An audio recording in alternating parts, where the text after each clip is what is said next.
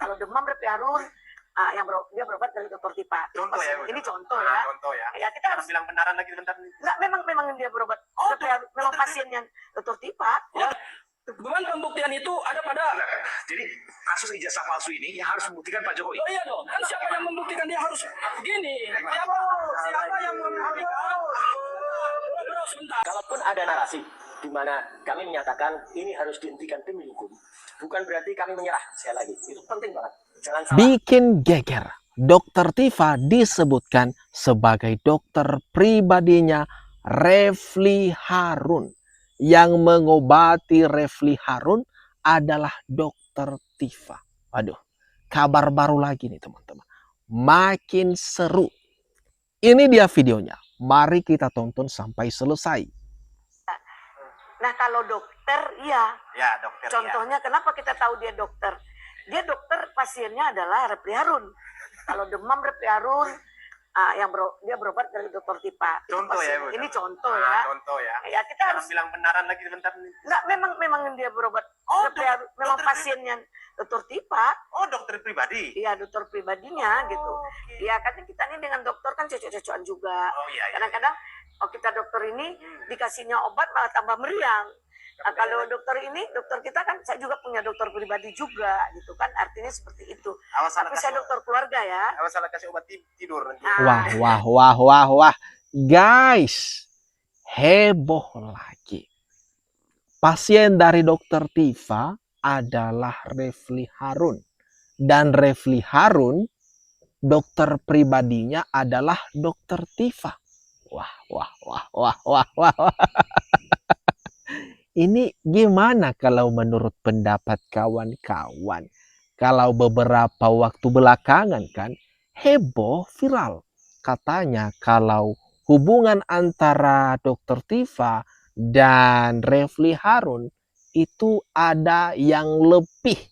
Bukan dari sekedar klien dan pengacara. Itu ada isunya tuh teman-teman. Salah satu yang mengungkap itu adalah Bang Farhad Abbas. Dan juga Rismon menaruh curiga. Ada tuh kenapa Refli Harun lebih paham terhadap dokter Tifa daripada yang lain. Nah gimana nih? Gimana menurut pendapat kawan-kawan? Komen-komen di bawah. Kalau mau gentle, tuntut dengan pencemaran nama baik atau penghinaan. Yang dimana Jokowi harus lapor sendiri. Dan ketika dia lapor sendiri, kita adu bukti. Benarkah dia punya ijazah asli? Jelas betul, kita tadi diperlihatkan laporannya LP atas nama Jokowi Dodo. Itu tertulis 6 pasal itu semuanya dia yang melaporkan.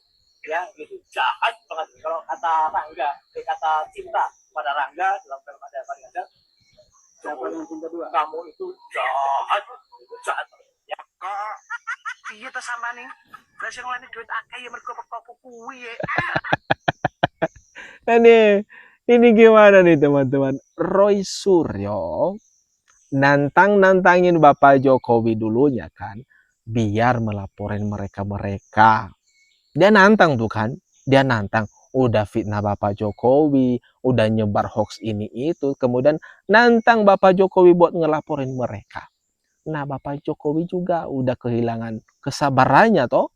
Dia memutuskan untuk menempuh jalur hukum. Sebelumnya kan sudah memberi kesempatan supaya mereka itu menarik kata-kata mereka. Tapi ogah tuh mereka.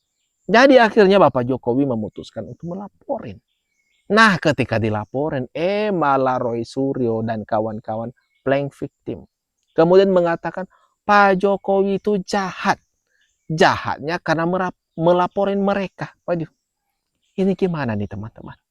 Ini gimana menurut pendapat kalian? Bapak Jokowi yang jadi korban, Bapak Jokowi yang dirugikan, tapi di mata mereka, Bapak Jokowi tetap jahat. Komen-komen di bawah dah. Jadi sekarang ini beban pembuktian hukum pidana itu ada pada pelapor, yaitu Pak Joko Widodo. Ya, beban pembuktian itu ada pada. Jadi kasus ijazah palsu ini yang harus membuktikan Pak Jokowi. Oh iya dong, kan siapa yang membuktikan dia harus begini? Siapa yang membuktikan? Bro, sebentar. Gini asasnya nih, Mas Aiman ya. Sebentar dulu. Ini mesti belajar. Ini bukan orang hukum, jadi nggak paham ilmu hukum ini. Ya. Biar selesai dulu Mas Aristo. Beliau yang Incumbit probatio puinicit non puinegat. Artinya di dalam hukum pembuktian, ini kita bicara hukum pembuktian, bro. Ya, di dalam hukum pembuktian itu beban pembuktian ada pada orang yang memtersangkakan orang, bukan kepada seorang tersangka. Itu beban pembuktiannya di situ. Ya, jadi ketika seseorang mendalilkan bahwa nama baiknya dicemarkan, kehormatannya diserang, maka dia harus bisa membuktikan itu kepada proses penegakan hukum. Misalnya gini, kita bicara Pengacara Gofur mencoba membolak-balikan logika yang ada. Padahal kan yang sebenarnya itu adalah beban pembuktian itu dibebankan kepada si penuduh. Mereka ini kan menuduh ijazah Bapak Jokowi itu palsu. Nah sekarang kan yang dituntut itu ke mereka, buktikan tuduhan kalian kalau memang benar ijazah Bapak Jokowi itu palsu. Nah Gofur malah membolak-balikan, mengatakan harusnya itu beban pembuktian di Pak Jokowi, membuktikan kalau ijazahnya asli. Loh, ini gimana nih teman-teman? Pelapor kok membuktikan tuduhan tidak sesuai kaidah hukum? Mungkin Gofur pingin tenar kebodohannya. Ini kuasa hukum daripada Roy Suryo loh teman-teman. Ini gimana kalau menurut pendapat kalian? Komen-komen di bawah. Ini Mas Roy sama Dokter Tifa melakukan tindakan-tindakan ini untuk kepentingan publik. Jadi seharusnya juga tidak bisa dibilang mencemarkan nama baik. Ya. Kan apalagi Mas Roy, dia menyatakan 99,9. Terdapat ruang sisa 0,01. Itu berbeda dengan 100%. Ya. Apalagi 11.000 triliun. Nah, itu udah over. Ya kan?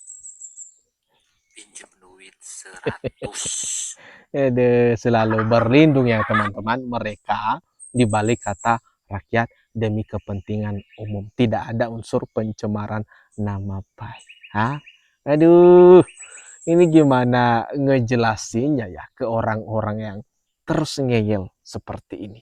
Itu terus kebohongan-kebohongan terus mereka ulang-ulang supaya publik ini terpengaruh dengan mereka. Mau, oh iya benar yang mereka sampaikan. Loh, itu UGM yang mengeluarkan ijazah Bapak Jokowi mengakui pernah mengeluarkan ijazah Bapak Jokowi.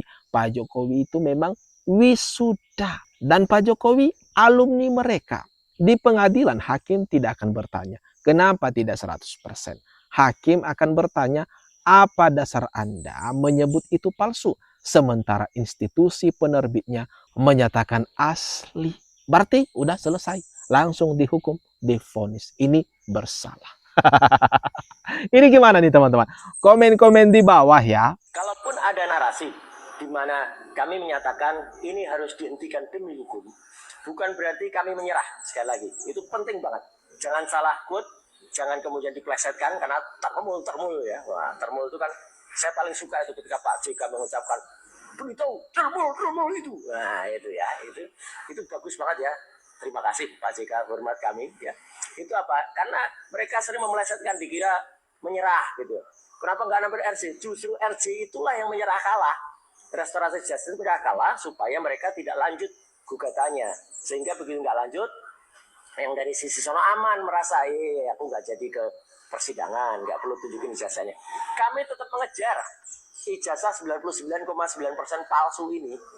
Udah jelas, cuman memang forumnya tidak pada saat forum ketika pengadilan untuk kasus pencemaran nama baik dan fitnah. Bukan di situ forumnya.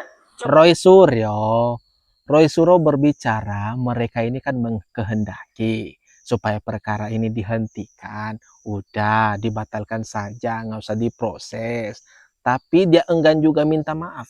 Dia enggan mengakui kesalahannya. Dia katanya tetap mengakui kalau ijazah Bapak Jokowi itu 99,99% palsu. Ya udah, kalau begitu lanjut terus di persidangan, buktikan tuduhan kalian. Apa dasar kalian mengatakan ijazah Bapak Jokowi itu palsu? Biar clear. Apalagi kan ada pernyataan tegas Bapak Jokowi. Dia akan menghadiri persidangan itu nanti dan membawa dokumen ijazahnya. Bukan hanya di perguruan tinggi lagi. Dari SD, SMP, SMA hingga ijazah sarjananya akan ditunjukkan. Biar puas-puas kalian sekalian. Nah, gimana nih teman-teman? Menurut kalian atas apa yang barusan saja kita bahas? Jangan lupa ramekan kolom komentar yang ada di bawah.